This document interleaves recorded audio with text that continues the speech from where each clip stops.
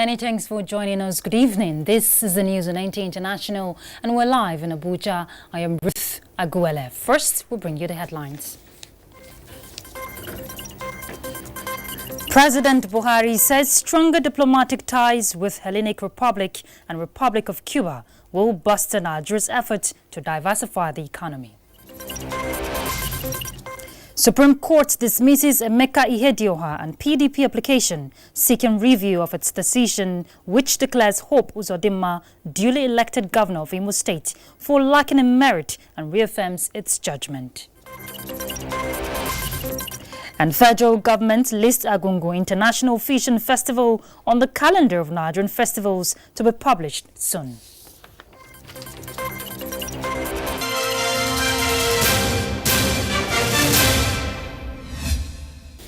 We'll begin with diplomatic ties. President Muhammadu Buhari has expressed optimism that stronger diplomatic ties with Hellenic Republic as well as Cuba will bolster Nigeria's ongoing effort at diversifying the economy, improving global competitiveness and repositioning the country for a greater future. The president stated this while exchanging views with ambassadors of the two countries in Nigeria. Let's hear from State House correspondent Adamu Sambo.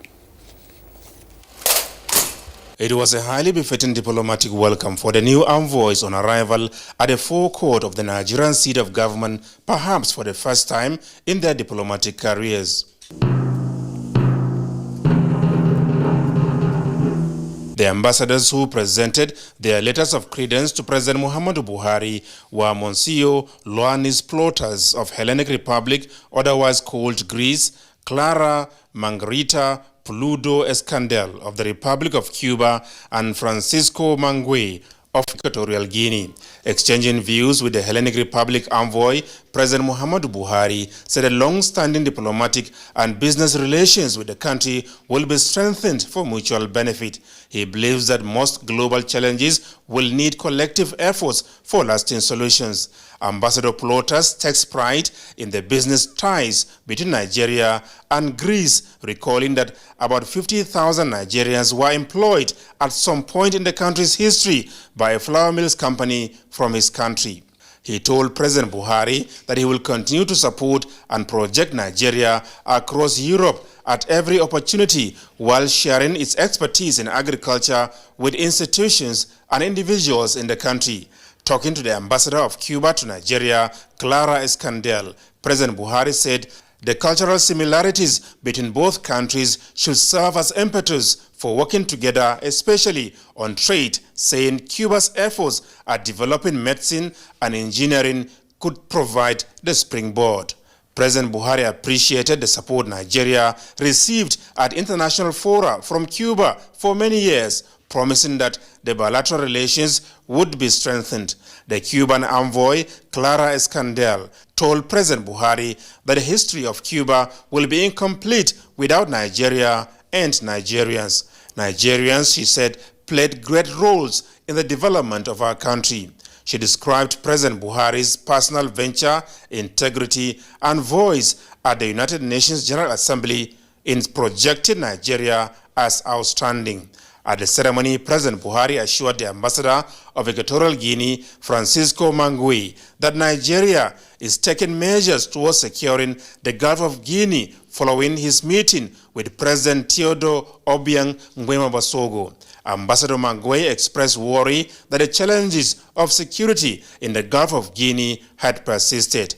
Meanwhile, President Muhammadu Buhari has received in audience a special envoy of President Patrice Talon of the neighboring Benin Republic. Details of their discussions held behind closed doors were not made public. From the State House, Adamu Sambo, NTA News.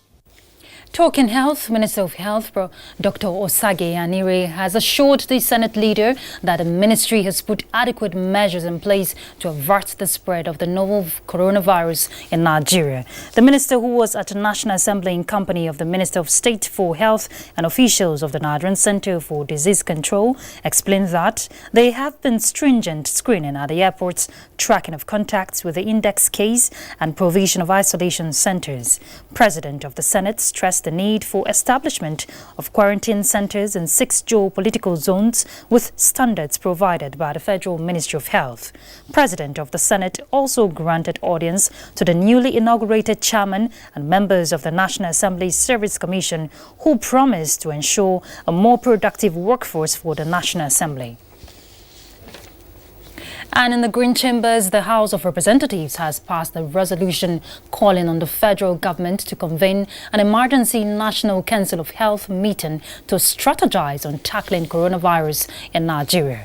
The House also urged that more emergency funds should be released for effective intervention and management of the virus.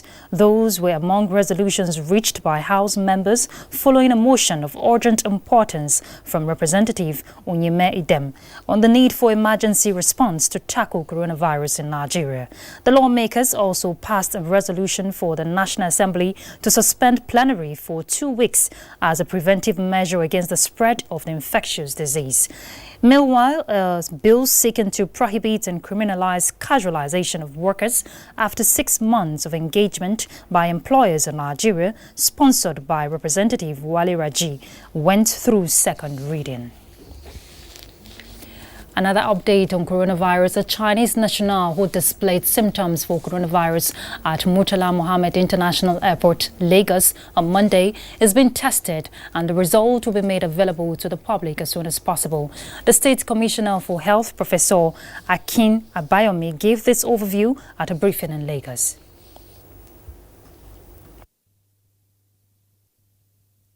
At the moment, we only have one patient in quarantine.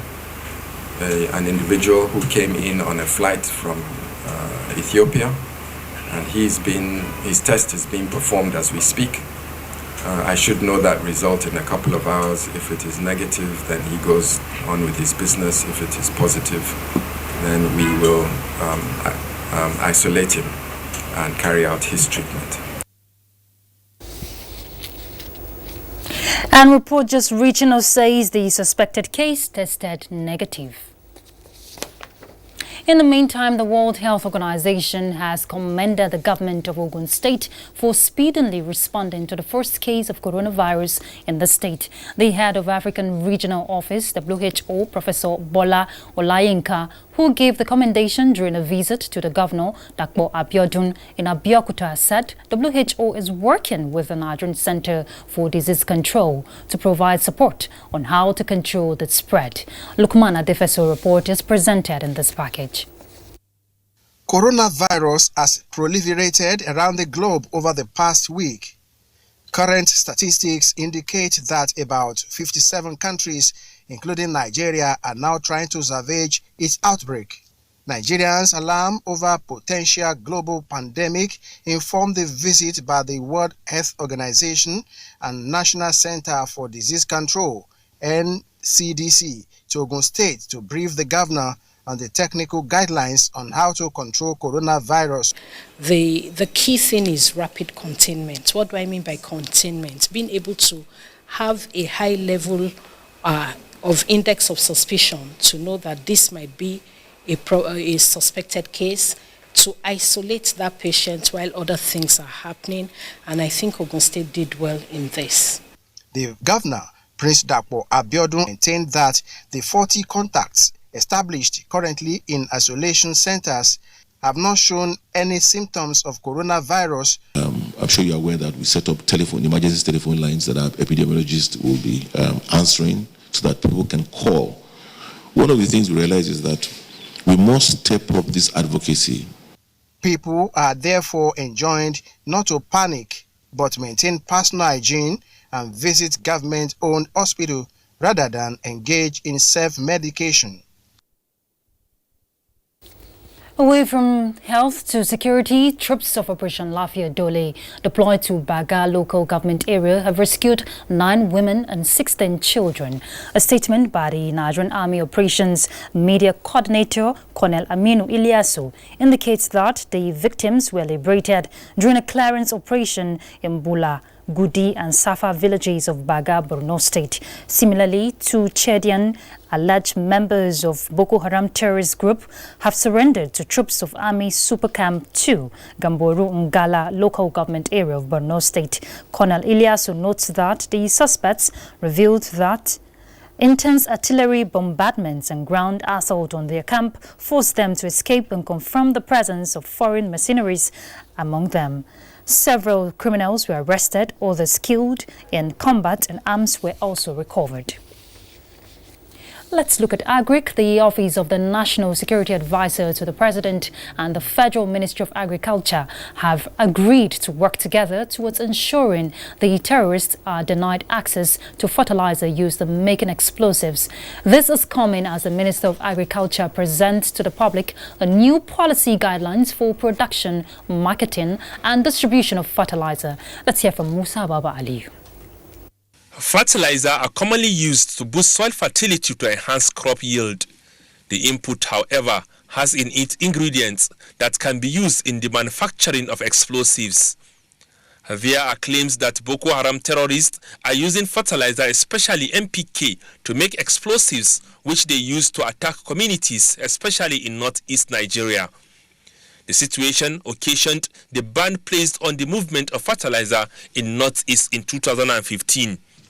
The issue of fertilizer has become one of the source of our problem in the security architecture in this country. And I would like to challenge, especially the blenders, to turn their attention now to the production of wet blend fertilizer that will be free of explosive. We are making progress in research to ensure that some fertilizers that are available to us cannot be utilized by the terrorists to make their homemade bombs. The National Fertilizer Quality Control Act, recently passed into law by the National Assembly and assented to by the President, is expected to address all issues relating to diversion and proliferation of fake and substandard fertilizer. The activities of the fake fertilizer operators greatly affected the investment of the genuine fertilizer businessmen, thereby dampening the rate of real investment in the Nigerian fertilizer industry. When it comes to the committee that will set up for the implementation, the office of the NSC should be part of that committee to ensure that whatever is done professionally. The Act provides 5 years jail term for any person found guilty of violating the law without any option of fine. In Abuja, Musa Baba Aliyu, NTA News. The National Emergency Management Agency is to streamline the distribution of food items and condiments to IDPs in northeast Nigeria. Director Relief and Rehabilitation of NEMA, Dr. Onimode Bandele, stated this in Fufore IDP camp in Yola, where he went to intervene in the disagreement that occurred 2 weeks ago. Ilyasu Ali Yakubu will complete the story. Since June 2017, Vice President Yemi Oshibajo launched the special door-to-door food intervention in the Northeast, in line with the federal government's determination to take responsibility of adequate feeding of IDPs in the zone. The outcry of inadequate food distribution became a thing of the past.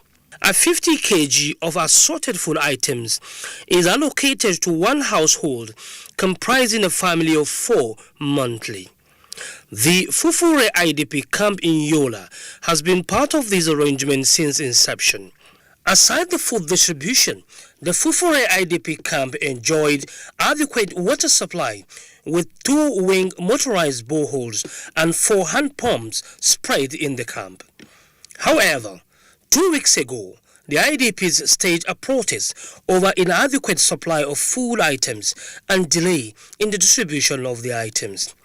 These visits of NEMA, Director, Relief and Rehabilitation, did not only announce regular distribution of the monthly food items, but also the scale-up of distribution with condiment and other items.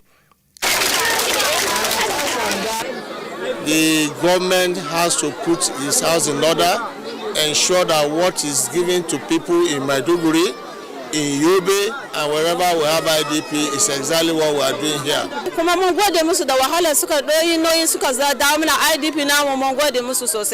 With the number of out-of-school children at the camps, observers say the state government must look inward in making education accessible to the children. From Fufure in Yola, Adamawa State, Ilyasu Aliyakubu, NTA News. All right, let's pause for some messages. We're back shortly, so stay tuned. COVID-19 transmission is mostly through droplets from sneezing and saliva. The most effective way to protect yourself from the virus is to practice good personal hygiene. Wash hands with soap under running water or use an alcohol-based sanitizer if water is not available. Maintain at least 2 meters distance between yourself and anyone who is coughing or sneezing. Cover your mouth and nose with your elbow or tissue when you cough or sneeze. Dispose of the used tissue immediately. If you have traveled recently to a country with COVID-19 outbreak in the last 14 days and you have a fever, cough, or breathing difficulty, call NCDC toll-free numbers before going to the hospital. This message is from the National Orientation Agency. Been there.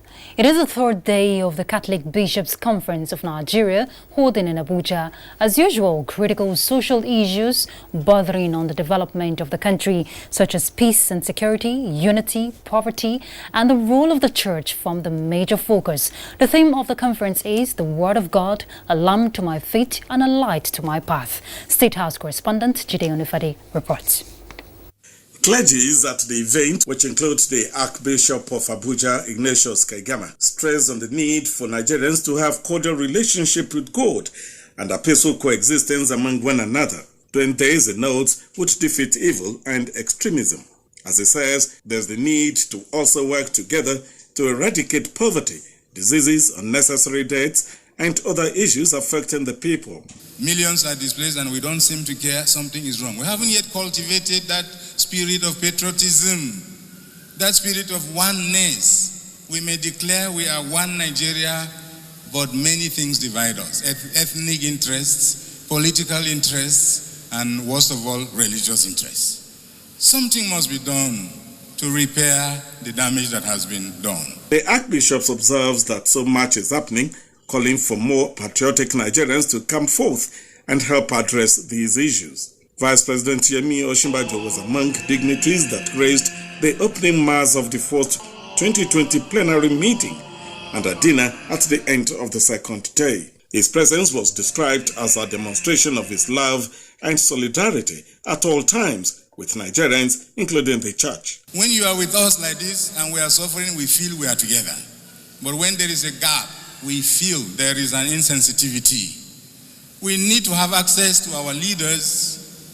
We need to have access to the president, to the vice president, to the ministers. They need to be closer to the people that elected them. Archbishop Kagame said the habit of condemning political leaders and people in positions of authority was harmful to society and inimical to its growth. He advised the people to always pray for those in position of power and the country. The conference is scheduled to end on Thursday this week. In Abuja, Jide Onifade.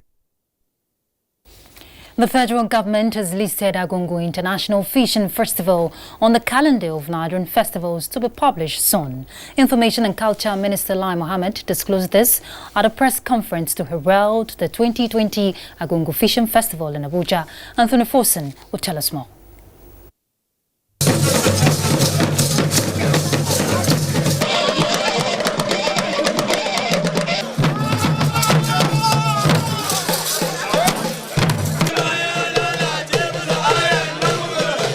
This cultural display is a tip of the iceberg if a roll call of activities lined up for the Argungu International Fishing Festival is to be taken.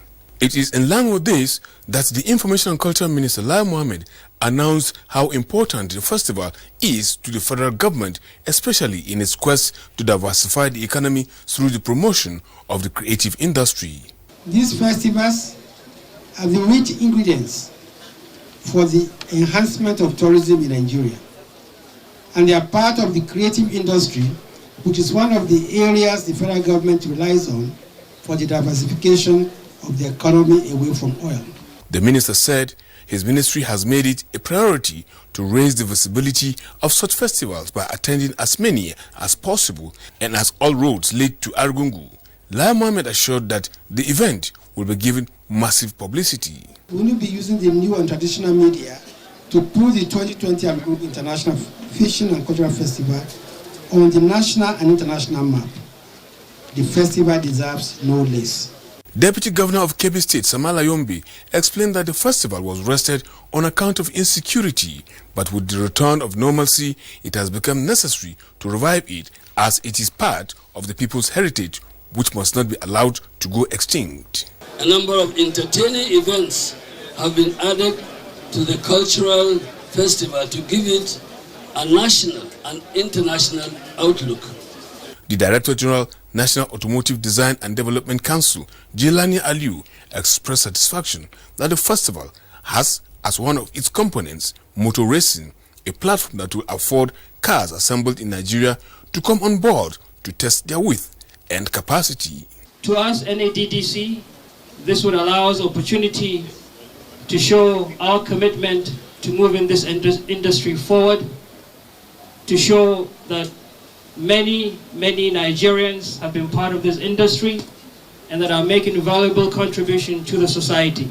Emir of Argungu, while expressing gratitude for the recognition and support from the federal government in promoting the cultural heritage of the people, conferred on the Minister of Information and Culture the traditional title of Kakakin Kebbi, which means the cultural ambassador of Kebbi. In Abuja, Anthony Fosun, NTA. Let's turn to the judiciary. The Supreme Court, in a majority decision of 6-1, has reaffirmed its previous judgment, which declared Hope Uzodinma of All Progressives Congress winner of March 9, 2019 Imo governorship election in the 14th January judgment of the court, which nullified the election of former governor of Imo State, Emeka Ihedioha, and enthroned Hope Uzodinma governor of the state. The Supreme Court held that it lacked powers to sit on appeal over its judgment. The court specifically held that by virtue of Section 235 of the 1999 Constitution as amended, its decision is final on any judgment based on merit and shall not be reviewed once delivered under any guise except where there are clerical errors. With this judgment, all progressives parties Hope Uzodinma remains the governor of Imo State, having been declared as such by the Supreme Court in its earlier judgments. Let's talk business now, and Olayinka Ojo will be our guide. Welcome to Business News. The federal government, through the Nigerian National Petroleum Corporation (NNPC), says it paid 43.09 billion naira as subsidy on premium motor spirits (PMS), also known as petrol, in the month of February 2020. Data obtained from Petroleum Product Pricing Regulatory Agency (PPPRA) shows that the amount paid as subsidy in January 2020 represented a decline of 22.47% when compared with 55.58 billion naira paid by the federal government to subsidize the commodity in December 2019. The Debt Management Office (DMO) has opened offer for the federal government of Nigeria's savings bond for March 2020 with yields lower than what it offered in February. The offer circular showed that it is offering the 2-year FGN savings bond due March 11, 2022 at 4.1%, while the 3-year FGN savings bond due March 2023 was offered at 5.1%. How much is the Naira exchanging for the international currencies?